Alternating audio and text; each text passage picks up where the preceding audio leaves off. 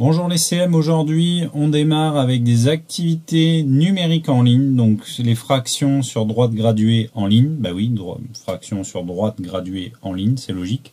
Donc, je vous présente plusieurs choses. Vous avez dans un premier temps les exercices 1, d'accord?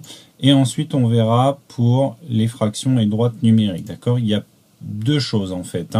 On a d'un côté les valeurs des fractions pour les encadrer, d'accord? Alors ça fait appel aux droites graduées justement. Et ensuite, ça va nous permettre pour la suite de découvrir tout un tas de choses. Donc, dans un premier temps, vous avez pour l'exercice 1, 2 et éventuellement le 3, c'est comparer une fraction. Alors, en rouge, donc là, si je me mets là, je vais devoir mettre en rouge les fractions qui sont plus petites que 1. Là, on a 3 quarts, 3 huitièmes, 8 huitièmes, 4 quarts, 4 tiers, 8 tiers. Il faut que je cherche les plus petites que 1. Plus petites que 1, ça veut dire que elles ne sont pas égales à 1, elles sont inférieures à 1. Donc, moi, je vais commencer par les bleus parce que pour moi, c'est les plus faciles. Donc, si j'ai 3 quarts, est-ce que j'ai 1 ?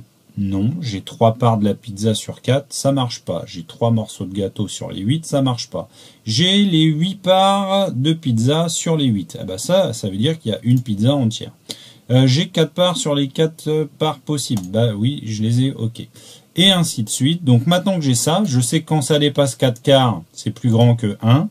Quand c'est plus grand, que 8 huitièmes, je sais que c'est aussi... que c'est supérieur à 1, d'accord? Et si c'est en dessous, bah forcément, ça sera plus petit que 1. Exemple, 3 quarts, 3 huitièmes, c'est inférieur à 1. Ça, c'est évident. Pour 4 tiers et 8 tiers, des tiers, on n'en avait pas jusque-là. Donc maintenant, il faut s'interroger par rapport à ce qu'on vient de faire, si ça va ou si ça ne va pas. Donc voilà, après vous avez plusieurs séries d'exercices qui sont indiqués ici, ou alors vous pouvez changer directement là. Donc ça, c'est pour notre premier exercice. Ensuite, dans l'exercice 2, il faut choisir les bons signes. Est-ce que 5 tiers, c'est plus grand ou plus petit que 1, d'accord? Tiens, je vais mettre que des trucs au hasard. Voilà, hop, je me mets là. Voilà, oh, bah, ça, on va mettre égal, du coup. Et puis ça, on va mettre ça. Et là, du coup, je me corrige. Bon, bah, j'en ai 2 de faux. Ah, t'inquiète, on va y arriver, 5 sur 10. Bon, bah, on verra bien pour les prochains tirages. J'espère faire mieux. Donc, l'idée, c'est ça, c'est de réussir à se représenter mentalement. Est-ce que si j'ai 5 tiers, est-ce qu'il va être sur la droite graduée avant 1 ou après 1. S'il est après 1, naturellement, il est plus grand. S'il est avant 1, il est plus petit. Et si c'est exemple comme la 3 tiers, c'est égal à 1. Bon, j'en ai quand même une de bonne, enfin 2 de bonnes en faisant au hasard, c'est pas si mal. Donc, voilà un petit peu l'idée. Pareil, vous avez plusieurs séries d'exercices, à vous de voir. Là, vous avez une explication, des consignes si vous avez besoin d'aide.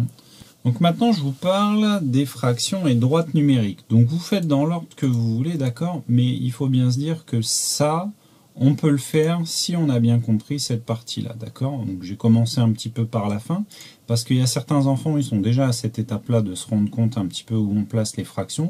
Pour d'autres, ils vont avoir besoin encore de passer là. Là, je ne peux pas savoir à votre place, c'est vous comment vous vous sentez. Alors, il faut placer les points, là, dans cet exercice, il faut placer les points qui nous sont donnés là sur la droite graduée. Donc là, la droite graduée est fractionnée en 1, 2, 3, 4, 5. Ok, elle est fractionnée en cinquième, c'est bien écrit là.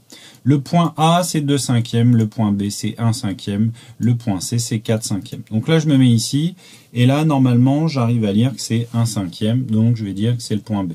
Ok, je mets B. Bah là, logiquement, c'est 2 cinquièmes, d'accord. Et point C, je vais le mettre n'importe où et on va voir si c'est bon. Ah, bah a priori, il y a des choses qui vont pas. Bon, B et A, je me suis pas trompé, tout va bien. Bien entendu, après, je peux passer à la suivante, et encore à la suivante, et encore à la suivante. Donc là, après, on a des fractions différentes, on a des douzièmes, on a des quarts, donc ça vous amène à devoir réfléchir un petit peu plus des dixièmes. C'est un petit peu ce qu'on a fait, mais en version numérique, en ligne, interactive. Donc c'est là le petit côté intéressant, d'accord? Alors, ensuite, vous avez l'exercice numéro 2 qui est là, qui cette fois, non pas vous avez la fraction, il faut la placer, cette fois c'est à vous d'écrire, donc cherchez en combien c'est écrit. Parfois vous avez de l'aide, ici exemple vous savez que A c'est 3/5, donc B vous savez que c'est ici des cinquièmes, il faudra trouver donc B, logiquement vous savez que c'est un cinquième, ici on va faire exprès de se tromper, voilà, et on fait corriger. Bon, ça c'est pas bon, on me donne mon score, et vous avez bien entendu plusieurs séries d'exercices, plus ou moins faciles, plus ou moins aléatoires. Donc à vous de jouer, à vous de vous amuser, n'hésitez pas à, voilà, à faire tout un tas de choses pour, voilà, pour vous entraîner correctement sur ces activités numériques en ligne. Allez, amusez-vous bien!